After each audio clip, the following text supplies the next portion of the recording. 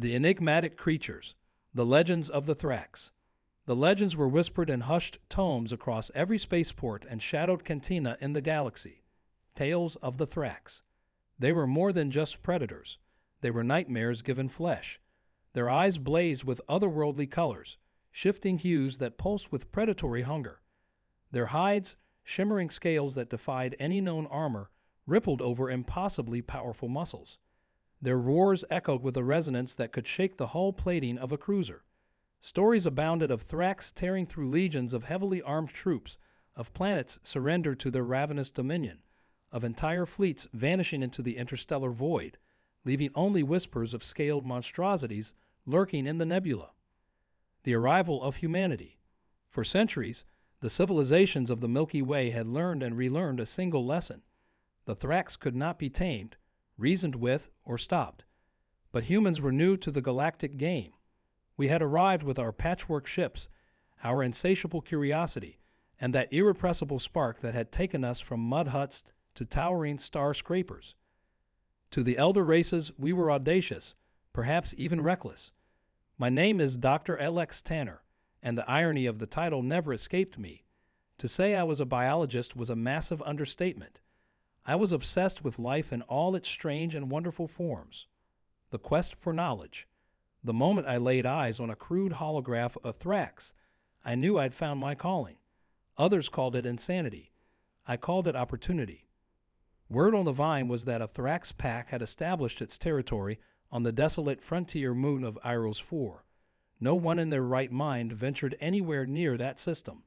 But there I was, crammed into a battered freighter with a handful of grad students who were either die-hard idealists or owed me a lot of favors. Preparing for the mission. Final equipment check. I barked over the comms, my voice tight with a mixture of anticipation and nerves. Harmonic stabilizers online. Neurot dampeners sensed. Came a series of garbled affirmatives. We weren't out here with plasma rifles or orbital bombardment protocols. Our arsenal was a hodgepodge of untested theory and desperate hope. The Iros system was a graveyard of flickering stars and barren planetoids.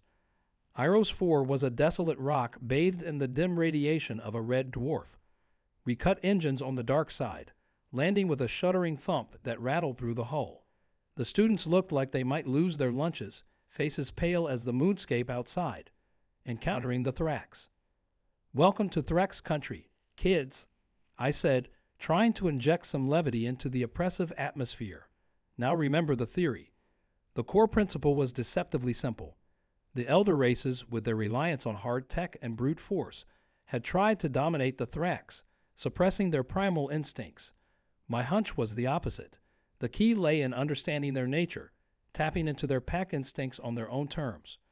We had spent months reverse engineering Thrax pheromones, studying every scrap of behavioral data smuggled off-world. Alpha identification. Alpha identification is key. I drilled as we stepped into the frigid airlock. Remember, their social hierarchy is more rigid than Durasteel. Armed with emitters and sensor packs, we fanned out across the cratered landscape. The silence was deafening, punctuated only by the steady crunch of our boots on the ash-like soil. The first glimpse was not what I had expected. A flicker of movement, a splash of iridescent crimson against the black rock. Not a hulking behemoth, but a sleek, almost juvenile form, its eyes burning like embers against the sapphire hide. The first encounter. "Hold," I hissed, raising a hand. My heart jackhammered as the young Thrax pivoted, sniffing the air. We froze, statues amidst the lunar waste. Its nostrils flared, a low growl rumbling deep in its throat. The emitter in my hand felt pitifully inadequate. This was the test. We were banking on the idea that these creatures, however feral, still retained a complex instinctual language. The emitter pulsed out a synthesized cocktail of pheromones, carefully sequenced to project submission and establish a non-threatening presence. Time stretched like elastic, each second of tense silence and eternity. The Thrax tilted its massive head, the crimson glow of its eyes flickering. Then, with surprising agility, it bounded away, disappearing behind a field of jagged rock. A collective sigh of relief rippled through the team. Not bad for a first encounter, I quipped, attempting to mask my own pounding pulse. But remember, this was just a scout. The real challenge. It took 3 more agonizing cycles of the moon to finally catch a glimpse of an adult Thrax, a colossal beast with scales like polished amethysts, rippling with raw, terrifying power. Our sensors spiked as it passed within a hair's breadth of our concealed position, the ground vibrating beneath our boots. Its roar sent a primal chill down my spine, equal parts fear and awe. This was the true challenge. It would take more than synthesizing pheromones to sway a creature of this magnitude. We now knew this was where the lines between theory and practice blurred into a dangerous dance. Days bled into sleepless nights. Patience, I reminded myself, was a weapon we humans possessed in abundance. The elder races had scoffed at our lack of brute strength, our relatively short lifespans, but they failed to grasp the determination that simmered under our skin. We tracked the pack, studying their patterns, the subtle interplay between individuals. Our proximity was a dangerous gamble, a constant teeter on the edge of catastrophe. The students were stretched thin, frayed nerves threatening to snap. Part 2. The breakthrough. The unplanned encounter. That was when it happened. Jenna, a resident behavioral expert, had been monitoring a subadult Thrax. In her excitement, she strayed too far from our concealed camp, the signal from her suit flickering erratically. Before I could curse my own lax oversight, it appeared from the rocks, a blur of crimson and fangs. I scrambled for the emitter, fumbling through the sequences with shaking hands. Jenna had no weapon, no defense against the creature closing in for the kill, but the Thrax never lunged. At the last possible moment, it veered off course, snarling and snapping, but ultimately retreating. The new plan. I lowered the emitter long enough to catch my breath. Was it a fluke, or had something shifted in the creature's response? That night, huddled around a flickering campfire, the theory began to take a new shape. It was a madman's gamble, a desperate throw of the dice. We need to get closer, I told the team, their faces ghostly in the low light. Not just observation, interaction. The plan, if you could even call it that, was simple on paper and terrifying in execution. We would expose ourselves, vulnerable and seemingly submissive, armed still with emitters, but this time with a calculated purpose. One of us would become the bait, the catalyst for a response. It was me, of course. It had to be.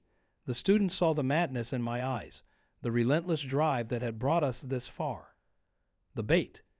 We fashioned a crude blind of woven sensor netting, hunkering down within a ring of pulsing emitters.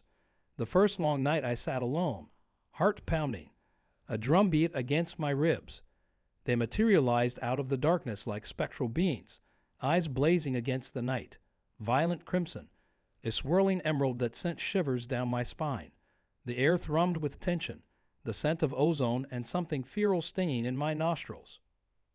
I triggered a sequence on the emitter, the pulses of submission blending with a carefully timed undercurrent of invitation. My body was a coiled spring, ready to burst at the slightest hint of aggression. The minutes crawled by until a shape detached from the darkness. It was the emerald-eyed behemoth, its scales shimmering under the starlight. Each step shook the ground, a tremor rippling through me. It moved in an erratic dance, sniffing the air, emitting a low whine that grated on my nerves but still held at bay, curiosity perhaps warring with primal instinct. The first communication. The whine faded into a series of rhythmic chirps. Was that communication?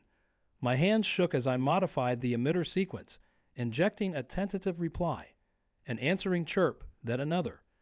We were conversing in a crude, primal form, each chirp, each alteration on the emitter carrying with it the weight of 1,000 possibilities, breakthrough, or a death sentence. Then it was gone, swallowed by the night, leaving behind an echo of a roar and the lingering scent of something alien. But that chirp, that exchange, it was a breakthrough I had been praying for. The long road ahead. The pattern repeated over the next few grueling nights. Each time I felt the tension lessen by a fraction. The Thrax were still cautious, still undeniably predators, but there was a hesitancy now, a curiosity that pierced the veil of pure aggression. The students observed with growing excitement, the fear slowly morphing into the intoxicating thrill of discovery. Part 3. The moment of trust. The plan evolves. Then came phase 2, the most dangerous of all. We devised a simple lure, biosynth material infused with non-threatening pheromones, laid out as an offering.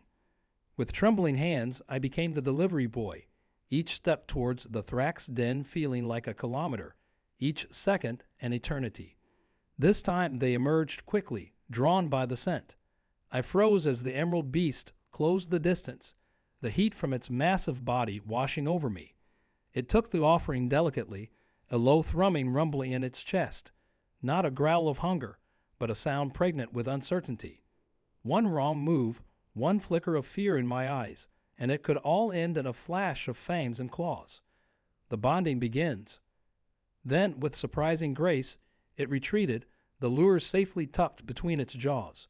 It retracted back to the den, where in the dim light of the cave entrance, something astonishing unfolded. The other Thrax, the subadults, even the juveniles, all approached the lure, sniffing and cautiously interacting with the biosynth material. No gnashing teeth, no displays of dominance.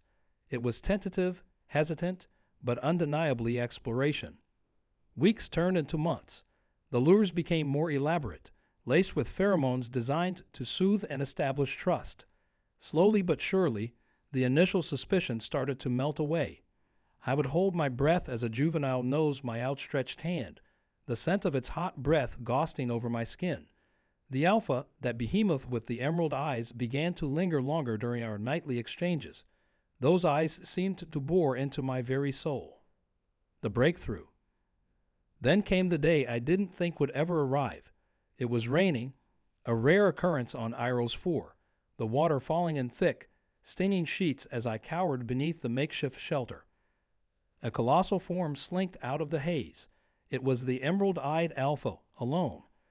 My first instinct was to scramble for the emitter, but something held me back. The Thrax stood at the edge of the downpour, its shimmering scales rippling in the dim light. There was a vulnerability to it, a hesitation that felt utterly unlike anything I had witnessed in these creatures. A new understanding. Slowly, cautiously, it lowered its head, sniffing at the rain-soaked earth. A memory flickered in my mind. Old videos of earth dogs caught in the joy of their first rain shower. I scrambled for the emitter, punching in a new sequence, one laced with playful curiosity, a muted invitation. The air thrummed with tension as I released the pulse. The Thrax reared back. Then with a snort, it charged. My heart leaped, but it wasn't an attack. It plunged into the rain, shaking its enormous head, water flying in sparkling arcs. It rolled over, exposing its belly, legs churning against the air in unabashed joy. The joyful moment. And just like that, something snapped inside me. The scientist with his charts and sequences dissolved, replaced by something altogether human. I laughed, a rusty, exhilarated sound, and plunged into the rain. There, on a desolate moon on the fringes of the galaxy, I wrestled with a creature spoken of only in fear-filled whispers. The rain soaked me, mingled with the pungent scent of Thrax, and for a blissful, impossible moment, there was only play. This, I realized, was the breakthrough. Not the emitters, not the theories, but the shared capacity for joy. A new foundation. That afternoon, the foundations of something unprecedented were laid, not the taming of a beast, but the beginnings of a bond. Word of our progress spread across the net like wildfire. At first, it was met with derision, humans playing with monsters. It was the ramblings of madmen, the deluded whispers from a doomed outpost. Then came the footage, shaky and grainy, transmitted back to the galactic web. Me laughing amidst the downpour, the alpha rolling in the mud at my feet, those terrifying eyes glinting with something akin to mirth. Part 4. The world takes notice. The arrival of emissaries. Then came the pilgrims, or rather the emissaries. They descended upon Iros 4, those elder races in their sleek ships, overflowing with skepticism, and they watched, their jaws agape, as a crimson subadult brought me its kill. a mangled chunk of Iroh's wildlife, proudly laid at my feet like a grotesque offering. They observed as I sat with the Alpha, its head the size of a shuttle nested in my lap, running my fingers through the shimmering scales as I murmured nonsensical reassurances. From taming to partnership. The transition from taming to partnership was a long and treacherous one. There were setbacks, moments when the primal instincts of the Thrax erupted in flashes of terrifying violence. But amidst it all, the bond grew. We learned to read their complex body language, their subtle vocalizations, and they, in turn, attuned themselves to our intent, our emotions. The emitters remained a tool, but a crutch gradually shed. The galactic impact. News of the Iroh's project rocketed through the galaxy, shaking the foundations of the established order. Elder races sent envoys, scientists, tacticians, all desperate to untangle the secrets of our success. Humans, those audacious upstarts, had achieved the impossible not by force, but by understanding. The Thrax never became pets, never fully domesticated. They remained wild, their predatory nature a core part of their being. But with them we had allies, powerful and terrifying, yet undeniably bound to us by a strange interspecies connection. The galaxy would never quite be the same again. The Grok's Whisperer. As for me, well, they started calling me the Thrax Whisperer, a laughable title for a man who'd learned that true connection lies not in dominance, but in the shared language of trust, resilience, and the occasional belly rub under a starry sky. Years spun out. The Iroh's project became a beacon of both research and daring diplomacy. I remained at its heart, the Thrax at my side, an unlikely ambassador bridging the chasm between human and beast. Yet the galaxy was a tinderbox, and every civilization eyed the potential power held in our bond with the Thrax. Part 5. The Conflict. The First Flashpoint. The first flashpoint was a Thorth conflict. A ruthless expansionist race had set their sights on a lush, resource-rich swath of neutral planets. Diplomacy failed. Conventional warfare led to a stalemate, a drawn-out, bloody affair that both sides seemed destined to lose. Then came the delegation from both the besieged planets and the Thorth war machine. It was an impossible proposition. Would the Thrax, intervene? The impossible proposition. I remember standing in the Lunar Command Center, the Alpha now a truly colossal beast at my side. Its emerald eyes swept across the collection of desperate faces and hardened generals. I felt the weight of their gazes, the hunger mixed with lingering fear. The Thrax are not your weapons, I said, my voice echoing in the tense silence. They fight for their own and for those they bond with. The training begins. Silence hung heavy in the air. Then a representative from the besieged planet stepped forward, an elderly woman with defiance etched on her face. Then teach us, she demanded. Teach us to be worthy of fighting alongside them. The council was chaotic. Elder races scoffed. Strategists devised reckless plans, and my little team fought for a different approach.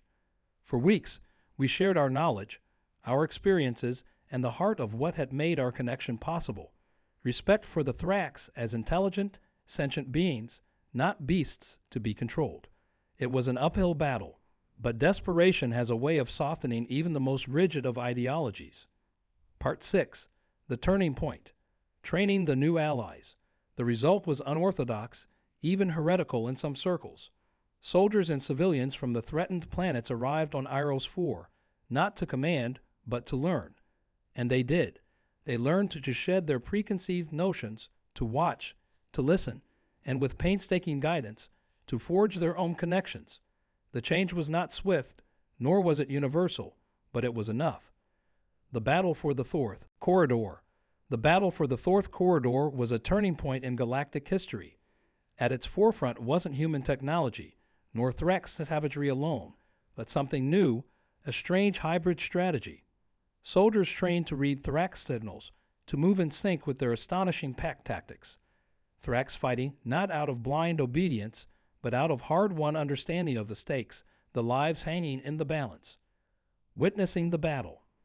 I witnessed it from the command center, the visceral feed of the battlefield relayed across the stars. It was brutal, a clash of savagery and calculated precision. But for every human life lost, countless others were saved due to the intervention of a Thrax pack. There was a new rhythm to the battle, an impossible dance of human bravery and alien ferocity. The Thorth were pushed back, their relentless advance shattered against the wall of teeth, claws, and the unyielding spirit of a people who had chosen to stand alongside the monsters instead of cowering from them. The aftermath. It wasn't a clean victory, never with the Thrax, but it was a victory built on more than just weapons and technology. It was built on a foundation of trust. Of course, trust can be a fragile thing in the treacherous game of galactic politics. The Thorth conflict was a mere ripple compared to the storm brewing on the horizon.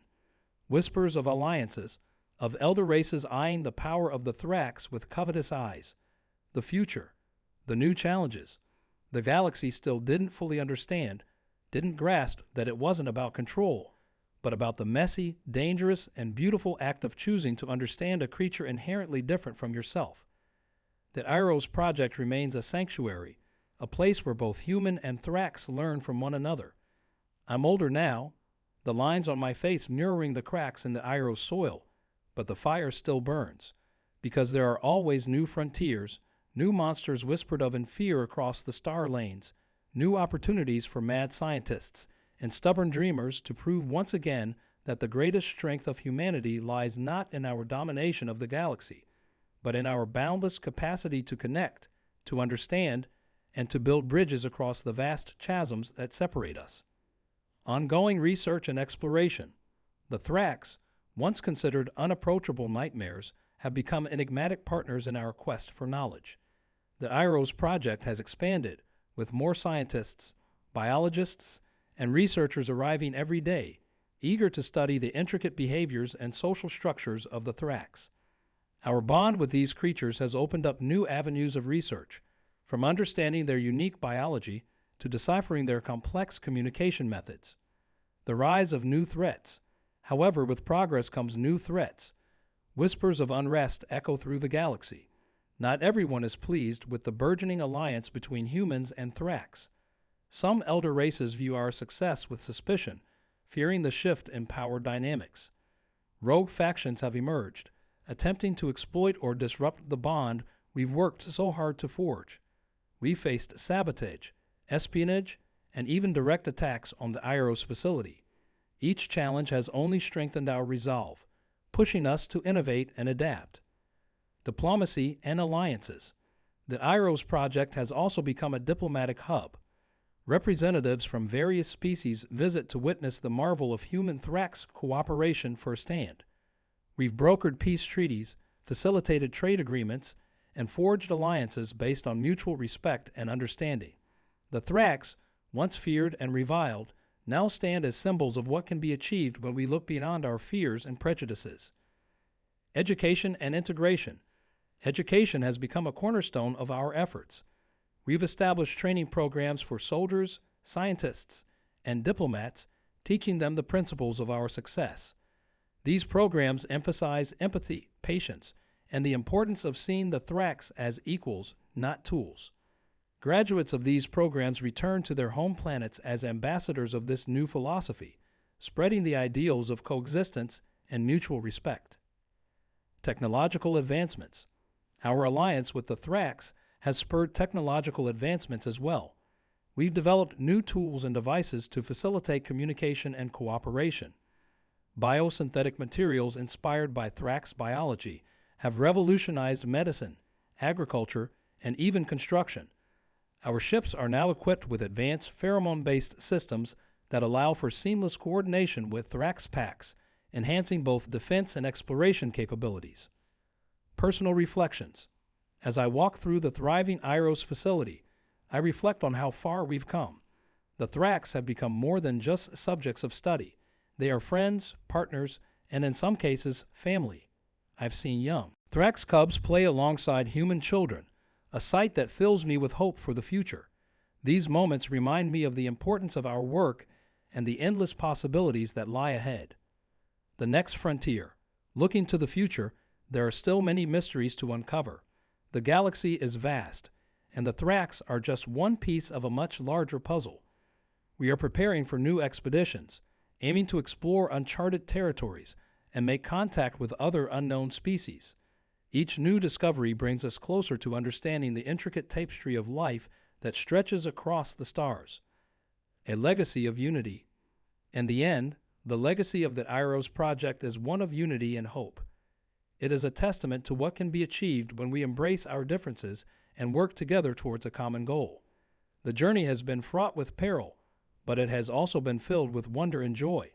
The bonds we formed with the Thrax have not only transformed our understanding of the galaxy, but have also reshaped our place within it. As I gaze up at the night sky, I am filled with a profound sense of gratitude. The stars no longer seem so distant or foreboding. They are a reminder of the infinite possibilities that await us. Together, humans and Thrax will continue to explore, learn, and grow. Our story is far from over. It is a never-ending journey, driven by the boundless spirit of discovery and the unbreakable bond of friendship. The future is bright, and I am ready for whatever challenges and adventures lie ahead, because in the end, it is our courage, our curiosity, and our compassion that define us. And with these qualities, we will continue to forge a path through the cosmos, hand in claw, united in our quest for knowledge and understanding.